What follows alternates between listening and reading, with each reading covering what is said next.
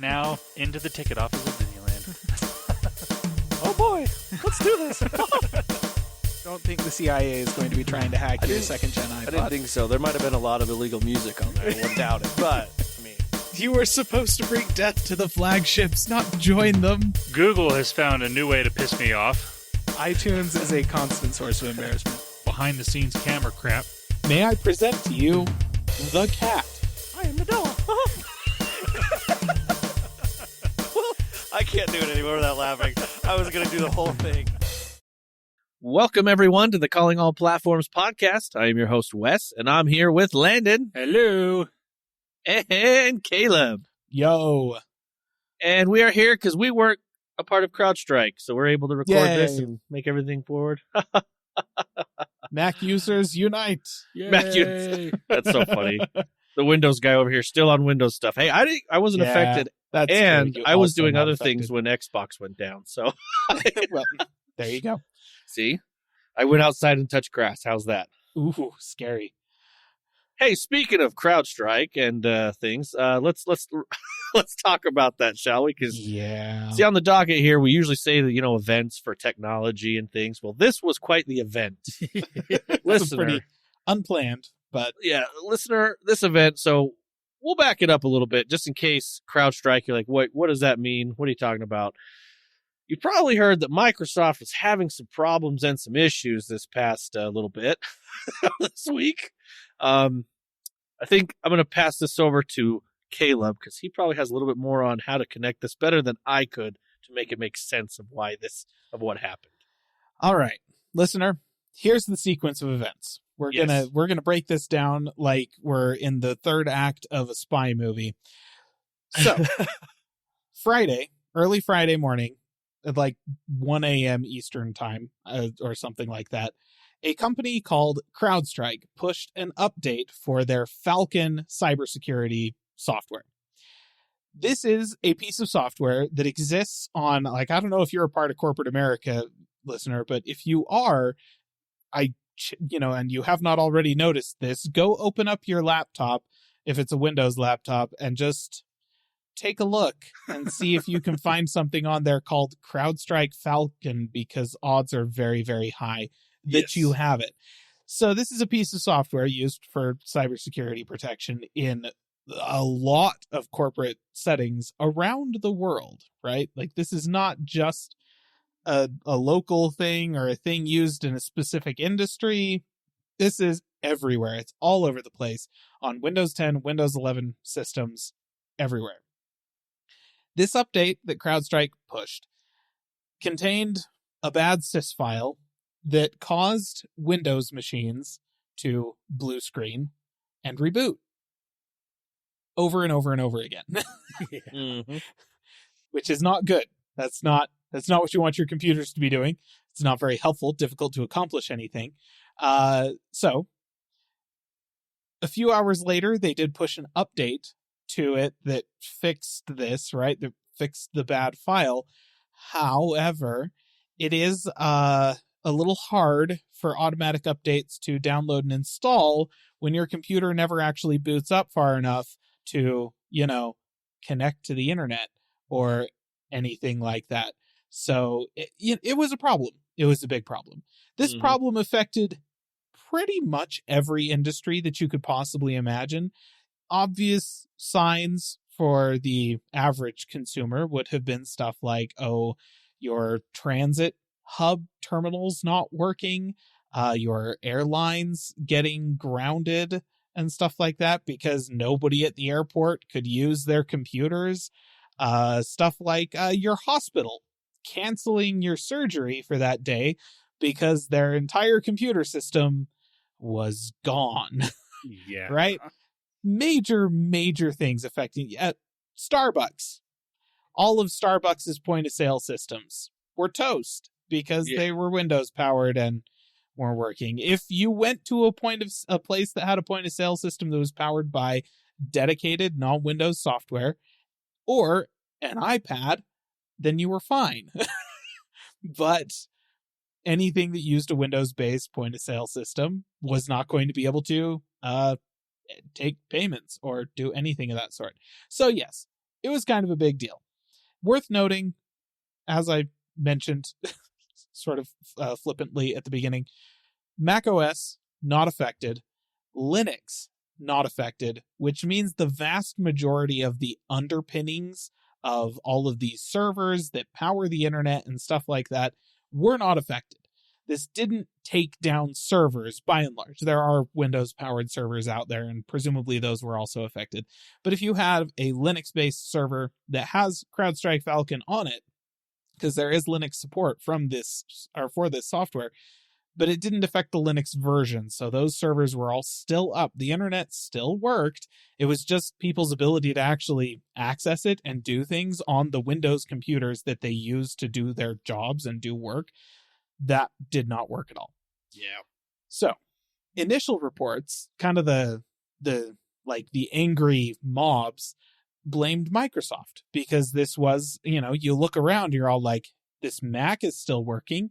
This Android device is still working. This Linux server is still working, but this Windows computer has crapped the bed. Clearly, this is a Microsoft issue.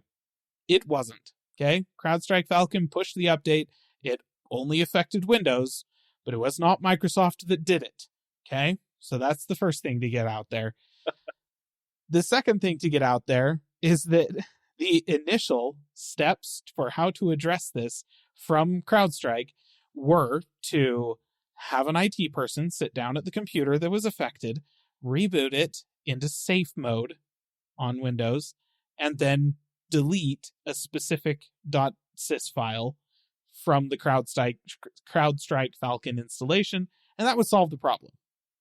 Unfortunately, that means that you have to have an IT person sit down in front of every single one of literally millions of computers that were affected by this.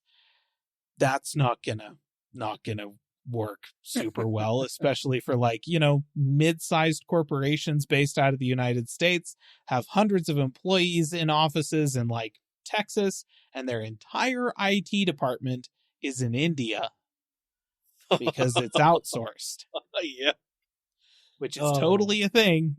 Well, even my company, so the place that I work, it was affected by this. I work graveyard shift, and so we were in the middle of working, and all of a sudden the computers that we use show up. They're all blue screens of death, basically.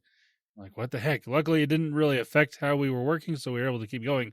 But we have one IT guy on site in our location, and probably, I'd say at least at a minimum 50 computers, probably closer to 75 or so. And yeah, I mean, I can't imagine how he felt when he woke up and saw the news and be like, oh, crap. Yep. I mean, some of us were able to get our computers working without having to do much, but the vast majority of them had to do this workaround, and it was probably not fun. Initial reports of the outage were quick to blame something like cybersecurity attacks, and this was some kind of a digital terrorism or something like that perpetrated by Russia or whatever, who incidentally were not affected by this because CrowdStrike is a US based company that falls under the sanctions that have been levied by the United States government against Russia since their invasion of Ukraine, and as a result, CrowdStrike cannot be installed on any Russian-owned Windows computers, and they have switched over to a different cybersecurity platform offered up by Kaspersky Labs, which is a Russian company. And so, Russia wasn't affected by this, which is just like, oh. So, it looked a little bit like maybe this might be a cyber attack kind of thing, but no, it was just poor quality control on the part of CrowdStrike. And initially looked a lot more serious than it ended up being. Generally speaking, this problem can now be resolved without having to have an IT person sit down. It can, in fact, sort of fix itself for the most part, because CrowdStrike did push a fixed version of the update. And as long as you can get the computer that is affected into safe mode in Windows while still having network connectivity, then it will pull that update, fix the problem, and on your next reboot, it should work.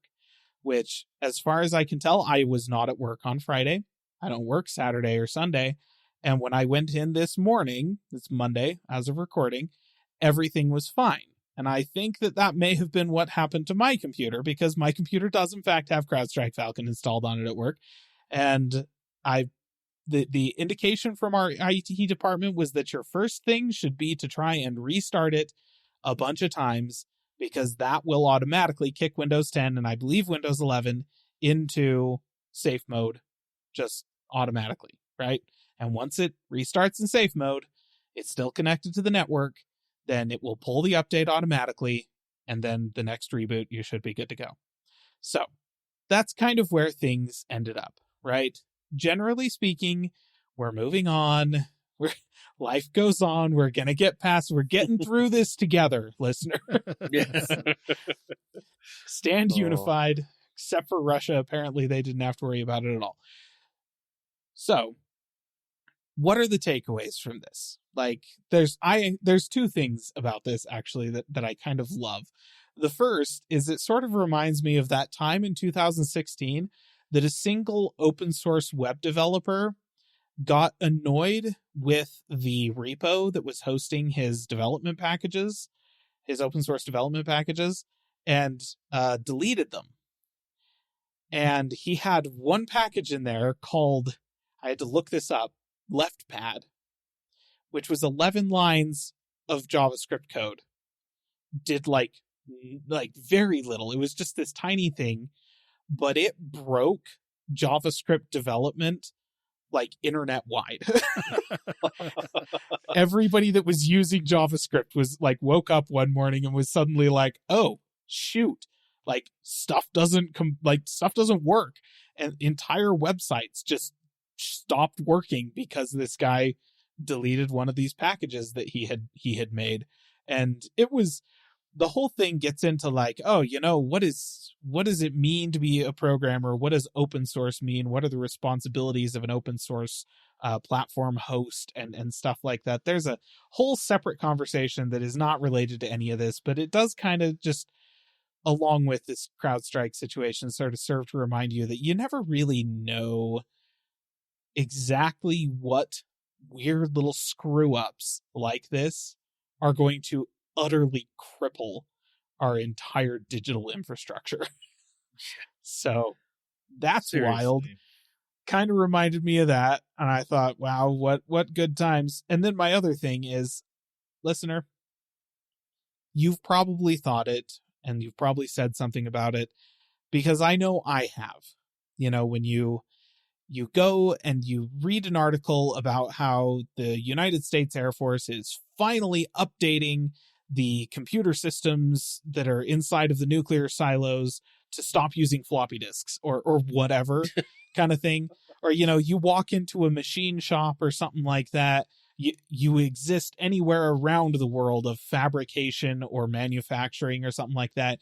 You walk into the back corner of the shop and you see there's this one CNC something back there that is still being powered by like a Windows 95 computer or something like that. And you make fun of them. Like, oh my gosh, how are they so backwards? What a weird little relic of the past. They really need to update. This is so ridiculous and stupid and stuff like that. You know what wasn't affected by this, listener? All of that crap. Those man. Like that right there. You walk into a machine shop and you see a computer powered by Windows 95. That is the most gosh darn reliable machine in that shop.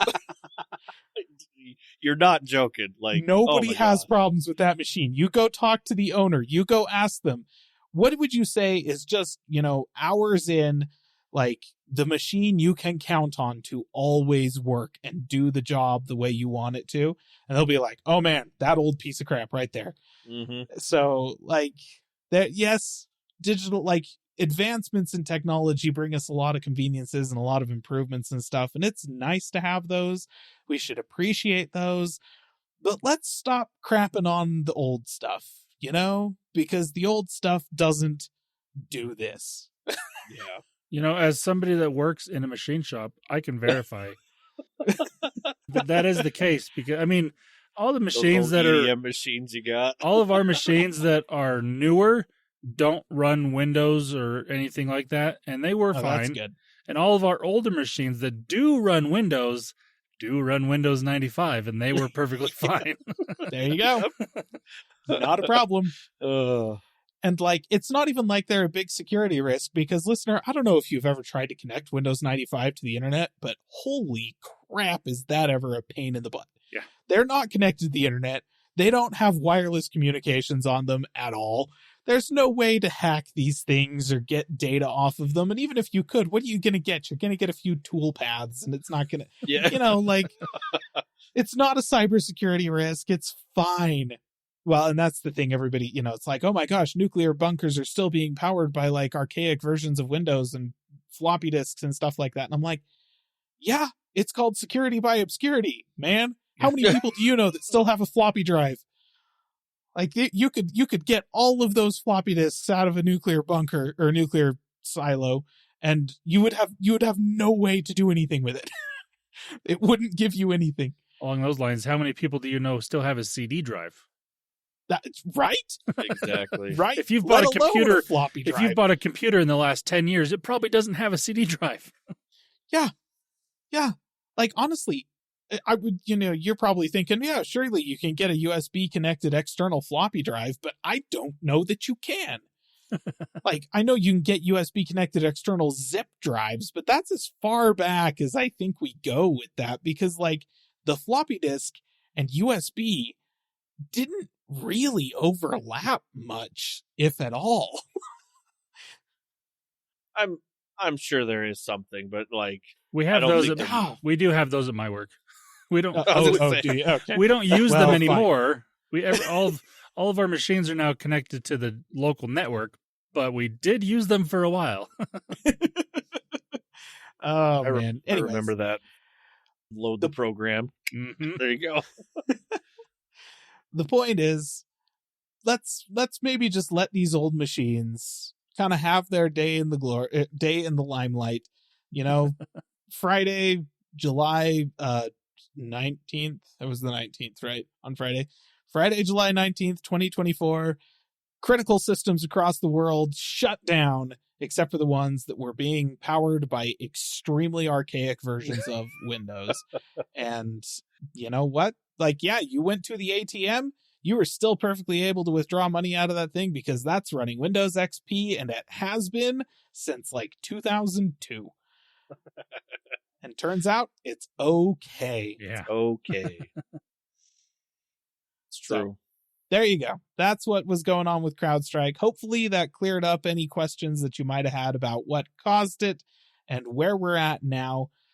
It's pretty much past. If you are still affected by this, listener, your computer has probably already rebooted a whole bunch of times. And if it hasn't fixed itself by this point, call your IT man. Like, that's the only solution to this point.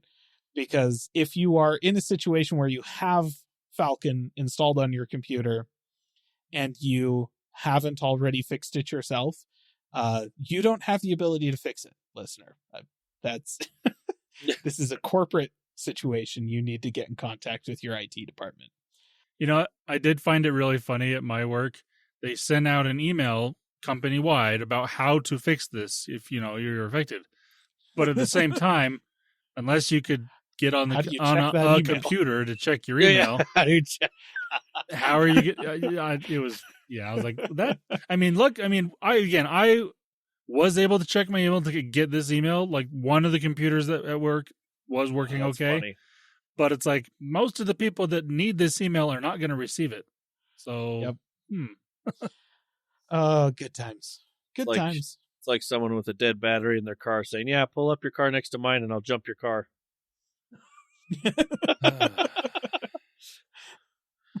Oh, friggin' A. Well, let's go ahead and move on from that. We got some little bit of first impressions of Apple stuff. We got iOS 18 beta. Yeah, listener. So if you've listened to the podcast you've had to have been listening for a while, but you know that I always tell people you probably shouldn't install these beta programs, but I tend to still do that myself because I like It's your chaos. As I thing, say, not as I guess. do. Yeah, pretty much. Well, that being said, I only do this on my phone, which again, you probably shouldn't do that if you only have one phone, which I only have one phone, but I did wait on this update about a day and a half. I didn't install it right away like I usually do.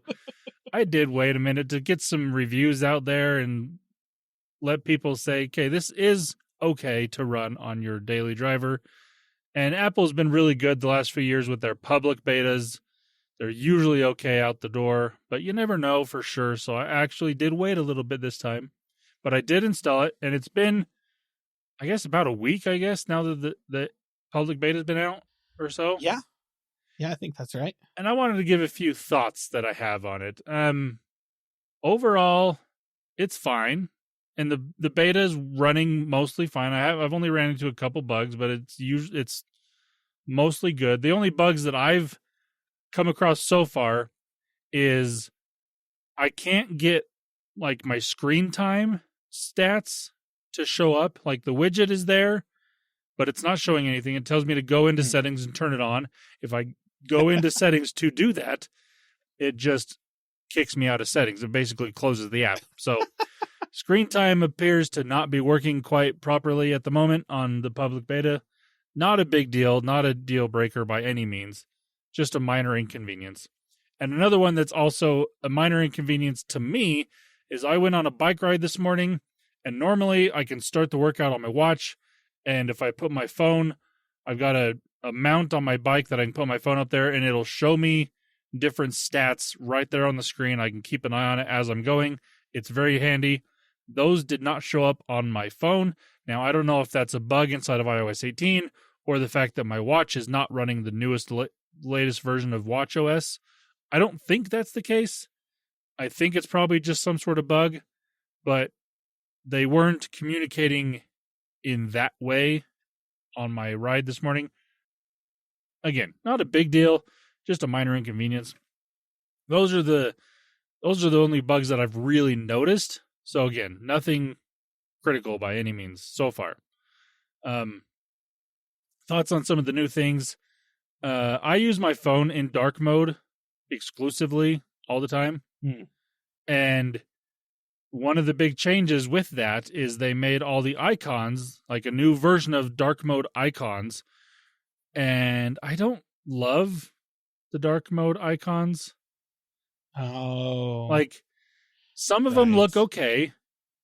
Some of them don't. And it's not just Apple. Like some of the Apple ones look good. Some of the Apple ones don't look good. Some of the third-party app icons look okay, and most of them don't look okay because they haven't updated to make them look better. I really wish there was a way that I could go back to what it was before, at least in the app icon thing, because the rest of the dark mode stuff still looks fine. I actually like some of the newer stuff that they've done with that. It's just the app icons themselves I don't love. I'm getting used to them as I keep using it, but it's still like every time I go to open certain apps, I'm like, wait, where did that app go? Oh, there it is. It just looks a lot different now because it's the dark mode version. Yep. And I did find a way that I can use dark mode throughout the system, but set up my home screen and everything with the light mode icons. But the problem I have with that is it also turns the widgets that I have on my screen into the light mode widgets, and I don't love that. So I put up with the fact that with the dark mode icons that I don't love because I prefer the dark mode widgets that were there before. It's again, nothing major, and it's personal preference. But as of right now, it's not my favorite. Because I have the beta, they put the feedback app on your phone, and you can send feedback to Apple. This is probably going to be one of those, be like, hey, you should give us the option to go back to the way it was on dark mode. And like, just have the option available, I don't mind this option. It's just not great yet. And it might get better as developers update their app icons to, function more properly. Right now, it's just Apple's kind of forcing things onto them. And again, some of them look okay, some of them don't. Well, right now it's just converting everything to like the monochrome tinted format thing, isn't it? Well, Or kind of like that's a little different. That's the way you can like change the app icon to match your background. right. I And is that not definitely what don't they're love doing that. Oh, you don't? No, Okay. I tested that out. I didn't love it. Like you can pick the color, and I mean it's something that it's been talked about a lot of other places, but it's something that people on Android learned, when Android was announced, because you could do that back then. You can make your icon, your home screen as ugly as you want it to now on iOS, and people are proving that in lots of different ways because of doing this makes them ugly, in my opinion.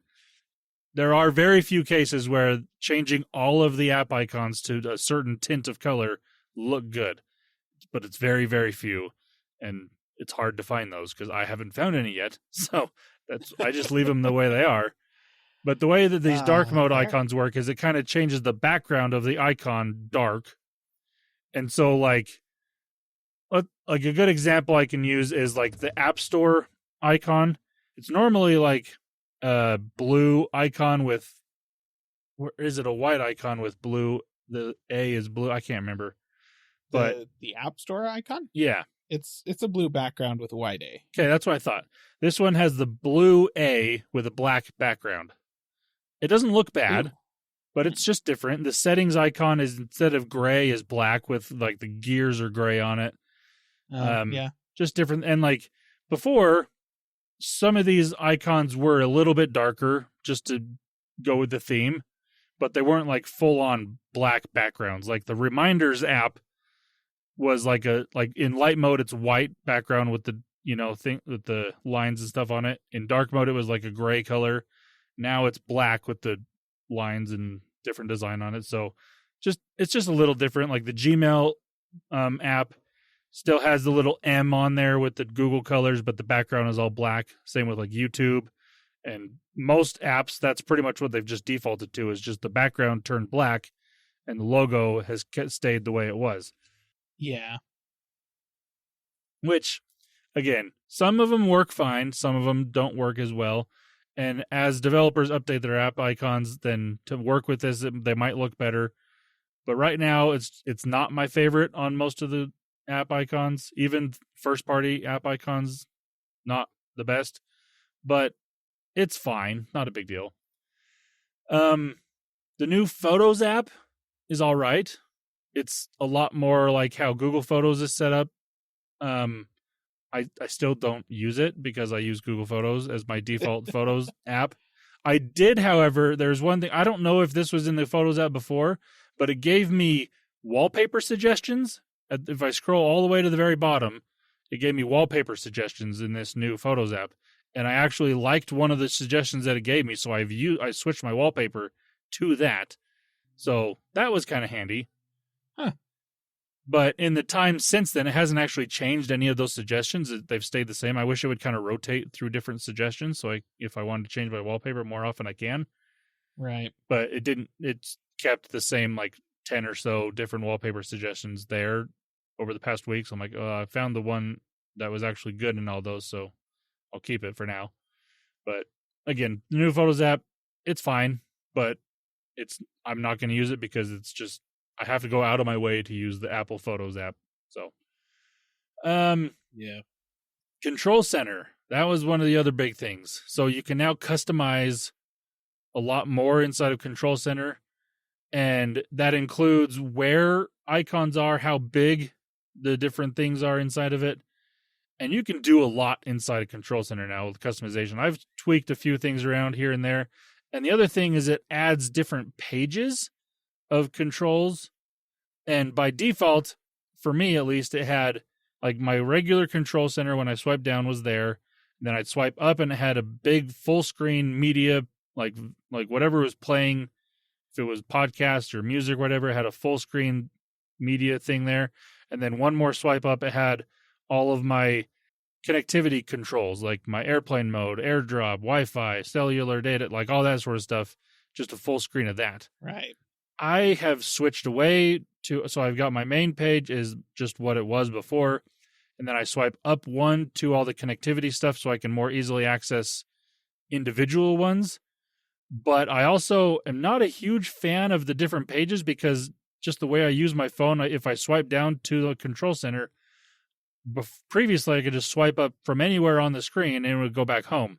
Whereas now if I swipe up from anywhere on the screen, it goes to that second page. And then I have to swipe up from the very bottom to go all the way home. Not a big deal. Something you have to get used to. But Yeah. I'm still just not in the habit of doing that yet. So when I want to go home, it's just swipes to the second page. I'm like, oh crap. So I have to do it again. Right. So I'm debating if I want to just get rid of that second page altogether because it's just a minor annoyance. I've kept it for now, but it might be going away. But the option is there if you want, and you can do like multiple pages. Like again, it had 3 initially. I could probably add a 4th one or a 5th one if I really wanted to. I don't know why anybody would want to, but you could. And like I said, you can customize. They have a ton of different quick like setting type things inside of Control Center that you can pick from. And it was kind of a lot to go through. Just, okay, what do I actually want? Where do I want it? What makes the most sense? And sizing everything was different, but it was fine. You could go crazy and make it insane if you really want to. I don't think you should, again, but you have the ability to do that now. But you can. Yes. You can ruin everything if you want. Yeah, and speaking of can ruin everything if you want, you can now put all of your app icons where you want on the page, as long as it's still within that grid. I mean that's the same on Android. You can't just put one in the middle of the page, and not inside of where the grid is. It still is in a relatively uniform location, but you can now move things around so you can have like a U shape of icons or something like that, or just a full circle and showcase something in the middle of your wallpaper if you want. I haven't done any of that yet because, once again, I'm just kind of used to where things are. Like I set everything up how I like it. I might move things around here and there once in a while, but for now it's fine where it's at. But you can do that now. RCS support is on the iPhone now, and I tested it out today. I was texting my brother who has a Pixel phone, and as I sent stuff to him, I could see that, he actually read it. That's kind of fun. And then when he started texting me back, it has a little 3 dots saying that they're typing something. It was really nice. So it does work. It is a nice feature. I'm glad that that's there. I can't remember if I had to go in and turn it on or if it was just on by default. But if it's not on by default, it's not hard to find inside of settings. You just go toggle it on. But RCS does work on the iPhone. Thank you, Apple. Finally. It works. And then the last little thing I wanted to mention, this is not going to affect anybody. It's just a little Easter egg that I found, and I did put a little video of this in our Slack channel. But when you hit the volume buttons now, it sort of presses the screen in. It's really interesting. I don't know exactly why. Okay, I actually have a theory of why they did this. And I think, or my question was, are they preparing for non-physical buttons on the iPhone? That was my very first thought. I'm like, wait, why are that could be why. Because then it gives you, their non-physical buttons have always had some sort of haptic feedback anyways, but this gives you also a little bit of a visual feedback along with that haptic feedback. So that was my first thought. I'm like, are there going to be non-physical volume buttons on the next iPhone? Because that's been rumored for a while. It's only a matter of time before it happens, I think. But that's potentially why this is there. I haven't seen this mentioned anywhere about this little feature. At least, again, not in where I've looked, and people I follow, they haven't mentioned it. But it's just kind of a fun little Easter egg type thing. It's just right out there in the open, actually. But it's not something, unless you're kind of paying attention, you're not really going to notice. I think you're absolutely right that this is in preparation. This is just a piece of visual feedback to go along with the Taptic engine click for when you push the buttons. I am weird in this, in that I would much rather have a physical switch for the mute switch instead of their stupid little action button. Yes. I would much rather have physical buttons for like the actual, volume and power buttons and stuff on the phone. But I am totally A-okay with a laptop that has a glass surface for the keyboard. And I know that makes me weird.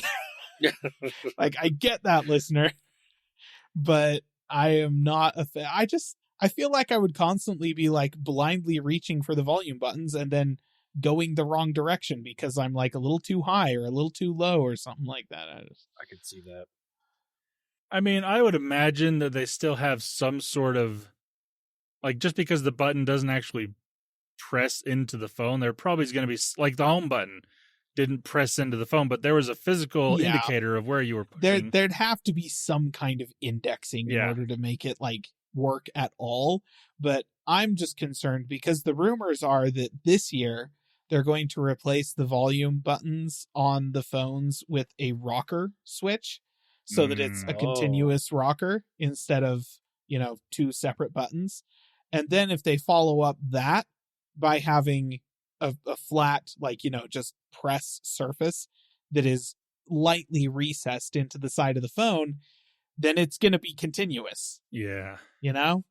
And the only way that I get behind that is if they make it swipe enabled instead of just button presses, so that you can just kind of swipe your finger along this thing in order to change the volume up and down, because I can do that blindly as well. It just got to go up, just got to go down, something like that. That's fine. I can work with that. But I have concerns. This could go very badly for my personal taste, at least. I mean, it's just another thing that Android learned not to do a long time ago, having a single physical button.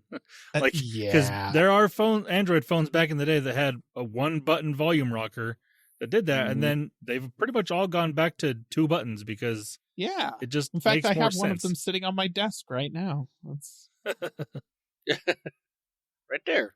Yeah, turns out I hate it. So yeah. But those are my first impressions so far on iOS 18. It's fine. I mean, it's not a massive upgrade in most sense of the word. And the AI stuff, one, is not going to be coming to my phone because I have an iPhone 13 and it's coming to the 15 Pro and newer. So I'm not going to be getting that. And two, that's not even coming to those phones until sometime in 2025. So the AI stuff isn't a big deal yet, and I don't think really will be when it actually comes out. So, yeah. Probably not. The overall update, though, isn't huge, and that's fine. Just minor tweaks here and there to make your phone either uglier or just more your own style, I suppose, which could also be uglier. Who knows? Yeah, fair. I feel very seen by that statement. Awesome. Well, anything else you have on that you wanted to mention? Nope. Okay. Well, let's go ahead and let's move on to some Google news here. Google shows off the Pixel 9 Pro and 9 Pro Fold. Yeah, so listener, as is usual with Google, they can't just wait till their event to show their devices. They have to show you sometime in advance. The past couple of years, it's actually been like months in advance where they'll show the new devices off in some sort of teaser video and then actually give details at the event. But this one is not months in advance. It's about a month in advance. Well, a couple weeks, because their Pixel event is going to be in August. So, we're not as far out as we have been in the past. But we now know the name of the Fold, unfortunately, is going to be the Pixel 9 Pro Fold, which that's awful. Yeah. This is the darkest timeline. It's awful. And then the 9 Pro, they're just showing off the new design, basically, of these phones. Not a whole lot has changed between the different phones. The biggest thing I think with the Pro Fold is the cameras are a little bit different. I think I'm trying to remember what the previous Fold was. I don't think it was this little square cutout, but it's more similar don't to an think it was either. iPhone style camera cutout, but like a pixelated. Oh, that's definitely not the right term, but better, pixel version, a Googleified version of the iPhone cutout. Let's say that. And then the camera bar on the Pixel 9 is kind of combining the Pixel oh my gosh, I hate these names. The Fold and the regular phone, kind of combining those two. Makes it look like Bender from Futurama there. It I'm really, looking at here. It really does. I kind of want a case that I can make it gray and get something like make it look like a little more like Bender. But I just looked at it and it's on their Google store here, and I'm like, wow, it looks like Bender for some reason. Just how it's like out, and it does. Side note along those lines, I remember when Samsung first came out with it wasn't a hole punch camera, but it was kind of a hole punch, but it was like a double camera thing. And people made wallpapers to go along with that, and they made one with Bender, so his eyes matched up perfectly. It was great. It was fantastic. Yep, I remember that too. So I would not be surprised if down the road there is a case for this phone that is Bender. You never, I'm sure it'll happen. Someone's going to make it. If not, we should try to make something like that. That'd be kind of fun. But they put these phones out in a little teaser video just showcasing some of the hardware. They're not talking about any of the specs, obviously, yet, but they're just showing off the new design language. It's very similar to what they've been in the past. A little more sharp edges, I guess, more similar to how the iPhone and Samsung are this year and years past, which is fine. Yeah. They all look good. I'm not against the way these phones look. But yeah, so if you want to get a idea of what they look like, you can, like Wes just said, go to the Google Store website. You can see these phones in all their glory. Just no spec details yet. If you want to find those, you got to go to the Android, websites that are the news websites, because they have all the information, because again, Google can't keep anything in-house anymore. It all gets leaked. It's true. More news on that on the 13th of August, did we say? I believe so, yes. I think it's the 13th of August. Of course, it's the day after we normally record, so... That's how it always works. Always. We schedule it that way on purpose, listener, because we hate ourselves. I have noticed, like, most companies, it's always Tuesday when they've released something or something happens, or it's always a Tuesday, so it is us. I mean, the reason they do that is because they don't want to come in out of the weekend with, boom, an event. They got to have at least one day to kind of get themselves back into the swing of things and then have an event. But yes, it is unfortunate for us. The one benefit, though, I have found is generally we are able to get more information about these devices before we talk about them. Like the Samsung one is a really good example, because initially everyone thought all of these accessories only worked with Samsung devices. Like the watches only worked with Samsung phones. Not the earbuds, but the Ring only worked with Samsung phones. But as the week went on, we found out that was not the case, so we could actually report that was the case. I mean, most of the time we don't get news like that, but it is beneficial to have a few days out to get all the information.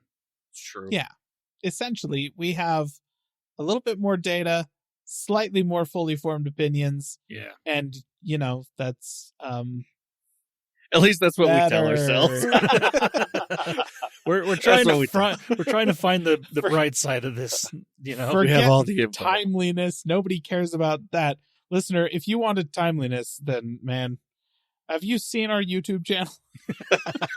Wow, even he's picking on himself. It's the opposite of timely. I'm like, finally playing Diablo 4. Like, actually, maybe I'll review it. It's been out. Wow, I didn't even know that. Crazy. Good job. Yeah, I know. I'm gonna play it before your Game Pass runs out.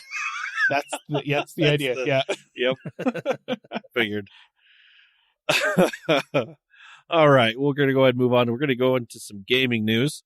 Listener, this next bit is amazing, incredible.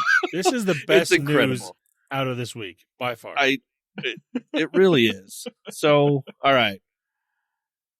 There's a movie coming out, which you may not know is called Deadpool. It's also Deadpool and Wolverine. They decided to do a collaboration with Xbox, and they made themselves their own Xbox controller. And on here, we're just going to say it's something else.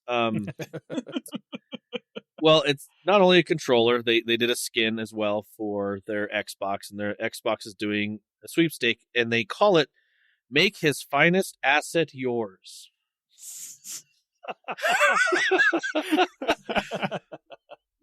So what are we laughing about? Why are we being so cheeky about this? Come on, let that one set in. There it goes. There it goes. Oh dear. Oh dear. I better stop while I'm ahead there. Or well, you can't get more you're behind. Oh, it's true. It's true. So, listener, they decided to come out with a skin for not only the Xbox Series X that shows Deadpool, shows his swords, his katanas on the back to make it look like it's Deadpool. They also did a skin for the controller, which looks really nice. It looks like Deadpool's it's got its little belts on the sides, everything to make it look kind of cool. But then you turn it around and it's his butt. His finest asset right there. It's his butt. On the back side of the controller, they got two bum cheeks there. That's which is really, it's funny because a lot of people were wondering, well, that's where the battery goes. So can you take the bum cheeks off? Yes, you can. You can take the bum cheeks off to replace the battery if you want to. But who wants to do that? Anyway, so what they did is they did this collaboration for basically just a sweepstakes. It's just kind of a one and done thing. They said to get a chance at get this Deadpool design controller, you'll need to follow Xbox on Twitter or X and repost the following sweepstakes post. Basically, just repost what Xbox had put out, and you'll have a chance to get this. Now, it does say it's a global sweepstakes available for everyone aged 18 plus. On there with the design for both the control. They call it the Deadpool Xbox Series X console with two cheeky controllers. So not just one, two. Oh man. It's not one you can buy, which I think they would make over $1 billion in just Xbox controllers alone. But, oh yeah. Oh yeah. But it's just for a sweepstakes. So it's pretty funny, listener. You ought to just hop on there and just type in the Xbox cheeky controller. I'm sure it'll come up. Maybe, I'm going to throw this out there. Go ahead and put your safe search on just because it's the internet. Because you never know what would be added to that. Yeah, just type in Xbox and Deadpool. You'll find it. Yeah, something will happen. So that's all I typed in, and it came up. Also, there is a Wolverine version of this as well. Which is interesting because I didn't see the Wolverine one until Landon looked it up right before he was recording the podcast. So yeah, there is a Wolverine one. Yep. They were saying on there. So okay, anyone else have any other cheeky things they want to say?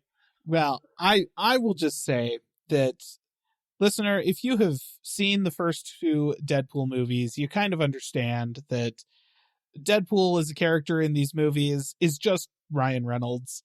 And this whole advertising push, this collaboration, all of the interviews that he's done leading up to this, I can't see how this movie could possibly be bad. Like, everybody is so on point with how they are talking about advertising, treating this whole thing. And I'm looking forward to it. I think this is going to be one for the ages. Yeah. I think so. I think it'll be pretty decent. Oh, man. So. Good times. Okay. Let's go ahead and we're going to move on here. We're going to talk about Microsoft and Nvidia Geforce Now. So I think it was last week or the week before we talked about how Geforce Now and Xbox are kind of getting together to where you can start streaming on your Xbox as well as now on Xbox.com, you can stream cloud games now using Geforce Now from Xbox.com and your Xbox to be able to do that. So they just came out and said that you can now do that. Before it was just on the Xbox. Now it's just Xbox.com. If you want to check it out, you can, instead of doing just I continuously call it xCloud, but Microsoft says Microsoft Cloud Gaming. I will continue to use xCloud. Microsoft is wrong. It's xCloud. I will continue to use xCloud. So you can either use xCloud or be wrong. And Nvidia Geforce Now on there. So if you're interested in this, I've heard a lot of hype. A lot of people think this is really cool. When I've tried to look up cloud gaming, so I'm not one that does the cloud gaming. I mean, me, it's just kind of like, hey, I want to look at. It's more of a toy for me, really. I'm like, oh, this is cool. I can do this. Cool. Yeah. And then but when I've looked some people up are talking when they're like, oh, I actually use a lot of Nvidia GeForce Now, or I use, xCloud or whatever. A lot of people have been liking this, and I apparently marrying these two together. There's a lot of hype for it. So I think, which is cool. Yep. So, all right, the next thing, which I don't. So the FTC is back. They're trying to make a stink about, we'll say, quote unquote, calls out Microsoft for recent Game Pass changes. They're mad about the price hike too. Well, aren't we all? I wish. So this is, I don't know. I feel like we've talked about this, but I wish the people in the FTC were people that understood the gaming world before they go out and try to say, well, see, this went up, so you're bad. You know what? I don't know. I feel so. Listener, they're going after Microsoft because they laid off a lot of people, and they said you laid off. So we told you the quote. I can't remember the exact quote. But they said we told you because now you have Call of Duty. So they said Call of Duty, not Activision Blizzard. They said because you have Call of Duty, you now have market power to fire people, get rid of all these people, and you just raise your prices because of Call of Duty and make a worse Game Pass tier. Or made Game Pass worse. What they didn't understand was that if you already are on the tier that you have, you get to keep the tier that is no longer available for new customers. And what they didn't understand also is they're the new tier of the standard, I believe is what it was called, that's not getting day one releases, is the one that's the standard tier, but you do get the multiplayer. Yes, it's paying for multiplayer. So Microsoft just kind of put those two together, and so it's what it costs. But yeah, I think that in general, the FTC's entire purpose is to sort of protect consumers from giant corporations. And so them being annoyed with a giant corporation for raising prices and firing people is that's on point. That's their job. That's what they're there for. And what they didn't really approve the merger between Activision Blizzard and Microsoft. They just kind of didn't disapprove it, they weren't really happy with the whole situation. And so then for Microsoft to go through with a bunch of layoffs that Activision had already planned at that point is yeah, okay, that's kind of scummy. And then after all of that, it's all the whole year and a half that Microsoft was trying to argue with the FTC in favor of this merger, they're talking about, look, this is going to benefit consumers. We can make this Game Pass thing so much better, yada, yada, yada. And then they're all like, hey, by the way, we're raising prices and changing the tiers and everything like that. I can see the FTC being like, are you kidding? This merger didn't even go through 6 months ago. What are you doing? So I get it from that perspective. My thing is hey, FTC, how about don't call them out? How about do something about it? Yeah. put some rules in place that kind of bracket stuff like this. Like maybe I don't know. Can we also get mad about the fact that Microsoft just freaking closed down 4 studios, several of which had released like giant hit games, or well, giant hits, maybe not, but critically acclaimed indie games like over the past couple of years, and others of which were responsible for, some of the best franchise games that we've had, like stuff like Dishonored and that kind of thing. Yeah. They're just like shutting these studios down, killing the development teams and all that stuff. And it's like, I feel like there's plenty to be upset with Microsoft for. So the FTC calling them out, I'm like, okay, yeah, that tracks. I'm not annoyed with that. I am slightly annoyed that they're not doing more to kind of guide and legislate the industry as a whole. Like, I understand that you don't want them to do too much because then the industry becomes extremely stagnant, but also the whole purpose of the FTC is to prevent, monopolies, antitrust. That's kind of their entire domain, and they're not doing anything about Microsoft potentially positioning themselves to form a monopoly. I don't know. Didn't a bunch of other places raise their prices though on that too, and they just haven't said anything? Everybody's been raising their prices over the past year. Like, that's the price raising isn't the surprising part.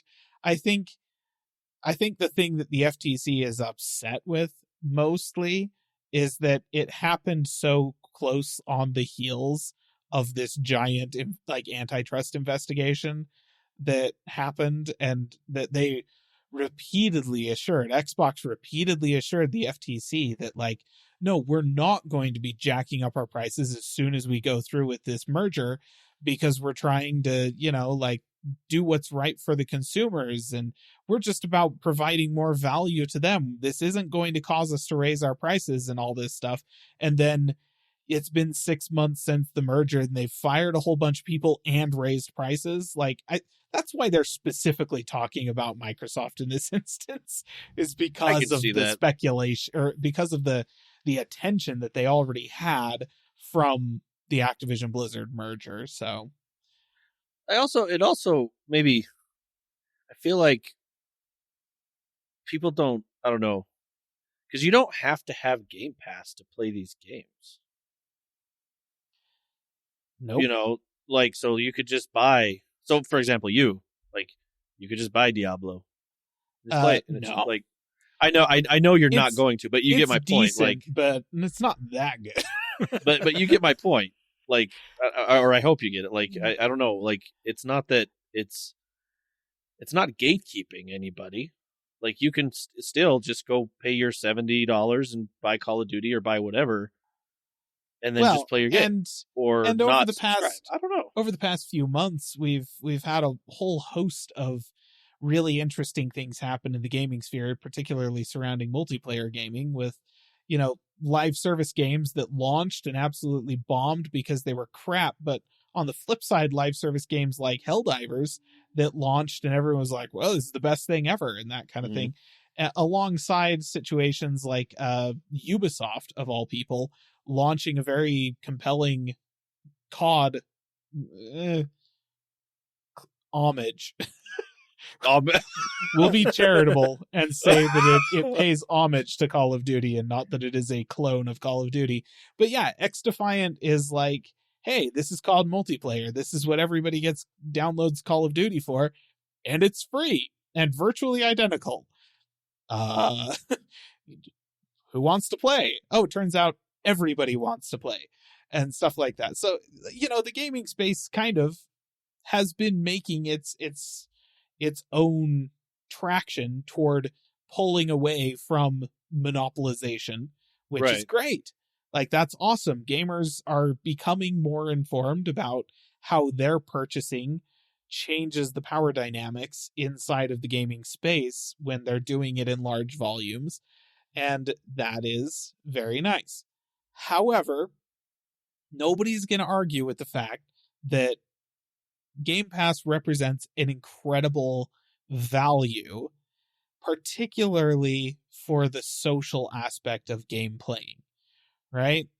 And I think that the FTC is slightly concerned, possibly, I don't know, I'm kind of on the fence, but maybe rightly so, about Microsoft leveraging the social element of game releases to sort of force people into Game Pass, first of all, and then into paying more for Game Pass. Because the more people they can get on that bandwagon, the more people are going to feel like they have to be there in order to play the games they want without breaking the bank because their friends are playing them, or because that's where the zeitgeist online is at any given moment. And that's sort of how Microsoft has been operating when it comes to some of the decisions they've been making regarding from everything from advertising to how they're positioning their price tiers and stuff like that. It all kind of plays into that narrative a little bit, but it remains to be seen whether or not the gamers are going to put up with that. And generally speaking, I don't know. I don't know if it's actually a problem, because I suspect that mostly gamers are going to be like, I mean, yeah, it's cheaper to pay for Game Pass than it is to buy a new game every month, but I don't buy a new game every month. I buy like one game a year and then play the crap out of it with my close friends or whatever. Mm-hmm. And that's cheaper than paying for Game Pass every month. So I don't know. There's a lot of discussion around this, and I don't have any particular grief with the FTC for the statements that they've made and the investigation, like ongoing antitrust investigations that they have leveraged against Microsoft and a dozen other companies just in the gaming sphere. So I don't necessarily see that as a problem. I am interested to see how the market shakes out, because there has been a lot of turmoil in the game development sphere over the past year, and I'm interested to see what the market does, regardless of what the FTC is doing or saying or thinks, because let's be honest, they don't do much. Which they say plenty. Is sad, yeah. Like, no, I get you. I guess I was looking at it like, maybe look at it as the gaming as whole, like you were saying, like yeah, we should always be at companies like, hey, you can't do this, and like you were saying, maybe they could have put guidelines in, like, hey, you can't raise your Game Pass prices to us this point for 5 years or whatever. I don't even know if they can do that. I assume I don't know, but I mean, I don't know. They probably do to some extent, but I don't know how much. I don't know. I don't know. I feel like there should be more to the dislike of it, I guess. Like yeah, but you do know that there's these other ways of avenues of getting, like even GOG.com, like you just buy games there. You can buy elsewhere. You don't have to. Well, I don't know. I mean, there is the concern of Xbox gamers. Like, they can't go to Steam, they can't go to GOG, they can't get stuff off the Humble Bundle, they can't be shopping on the Epic Game Store or anything like that. They got to get their crap from Microsoft. That's their only real option. And yeah, I can see how the FTC would be concerned about that demographic specifically. That being said, they are a much smaller demographic than PlayStation gamers, and PlayStation gamers and Nintendo gamers are in the same boat as Xbox gamers. So, is this just because Microsoft is a US-based company? Maybe that's why the FTC cares more about them, because they can actually do something about Microsoft. They might not be able to leverage the same kind of influence over Sony and Nintendo. Well, you have a point. That's very possible. I don't know. This is where my knowledge, like, this strays away from technical understanding and insight on the gaming industry as a whole into, hey, this is how, like, governments are organized and politics work and stuff like that. And that is a bit outside of my area of expertise, listeners. So maybe I should shut up while I'm ahead. Yeah, I agree. Maybe we should be quiet about extending that conversation. Anyway, so the FTC, who knows what they'll do with it. Anyway, moving on from that. So the Halo TV series, I don't think any of us have watched it. Nope. Oh, it's my favorite TV show ever. I love Halo and everything. The non-gamer over here.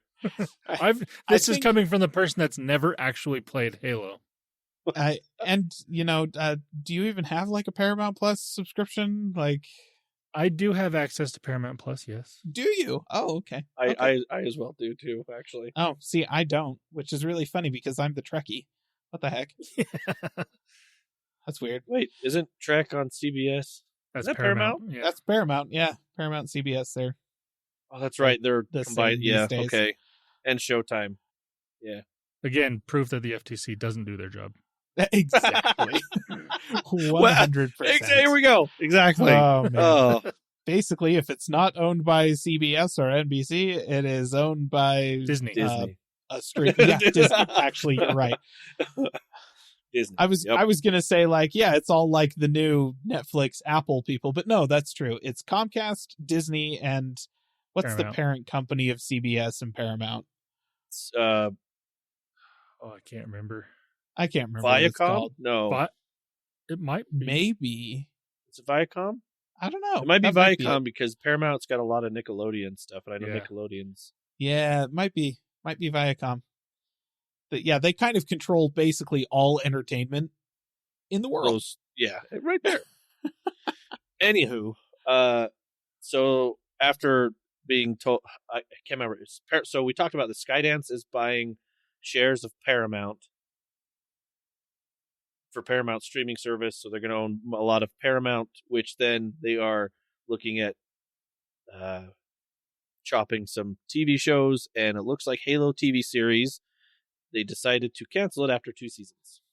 I mean, I haven't heard a single person say anything particularly positive about the show, so can't say I'm surprised. Like, the gamers didn't like it. The TV critics didn't like it. TV fans didn't watch it. I heard the people that actually liked it were people that never played Halo or know of Halo. Is what I heard. I mean, I know plenty of people who watched at least parts of the first season who have never played Halo, and we're all like, this is not good TV. So they didn't watch. I will say I did watch a couple of scenes, which I'm just going to go ahead and say they probably should have just let the 343 Industries cinematics team take over the CG for the fight sequences in the first season of that show, because some of it was pretty lousy. It was just like, nah, man, let's just let some Halo 5 cinematics happen in this space instead, because those were better. Yeah, so those of you that are fans or even care, Halo TV series has been canceled. But that's okay. Fallout still going strong. Yes, and renewed for a second season. That the second season's coming along faster than they thought. So I don't know if that means anything, but there you go. Probably because it made money. Yeah, that helps. So, all right.